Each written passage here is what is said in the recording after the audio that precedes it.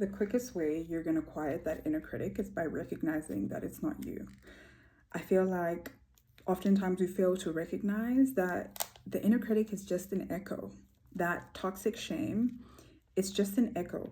It's a remnant from the past of either your parents, how they spoke to you, whether it was, overt or inadvertent things messages that they might have sent to you, or ways that they told you that love was conditional, and now you have this internal rule enforcer that is trying to guarantee that you will be loved. And so it bullies you into compliance with the rules and requirements in order to earn love.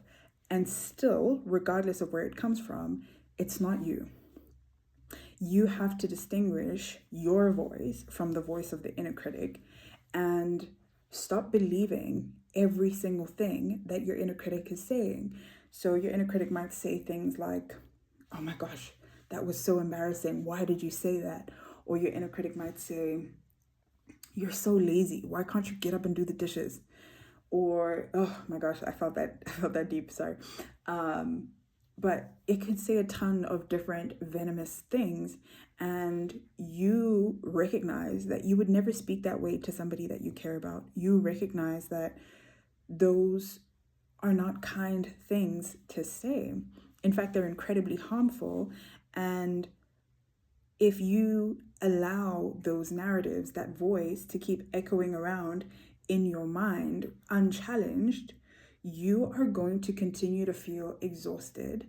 You're going to continue to feel like a victim, like you've been emotionally, mentally, or psychologically abused. And you're not going to recognize that the voice is coming from within. Or maybe you do recognize it, but you feel powerless to change it. Let me tell you what to do. You are going to start intentionally speaking to yourself more compassionately, intentionally affirming yourself, intentionally catching every single thought, every single self-critical thought as much as possible, and saying, "Actually, I don't believe that." You can say something that either contradicts it, you can say something that neutralizes it. So let's say, for instance, "You're so lazy. Why can't you get up and do the dishes?" Maybe you're tired. Maybe you've had a really long week. Maybe right now you're feeling unsupported or you're in survival mode. And yes, even though the dishes do need to get done, it's not life or death. And you will get to the dishes when you do have more energy. It's not a lack of intent. Maybe it's just a lack of emotional, physical, or energetic resources for the time being. And so you can do reframes like that intentionally challenge the inner critic and simultaneously validate yourself and your experience. And you will slowly begin to realize that your emotional resiliency is becoming stronger over time, but your internal world will also become a lot safer. You'll start to feel a lot more at peace and safe with yourself.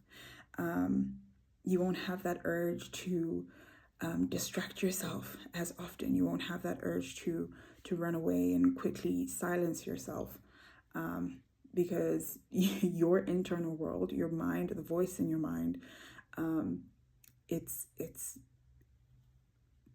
the one thing that you can't get away from.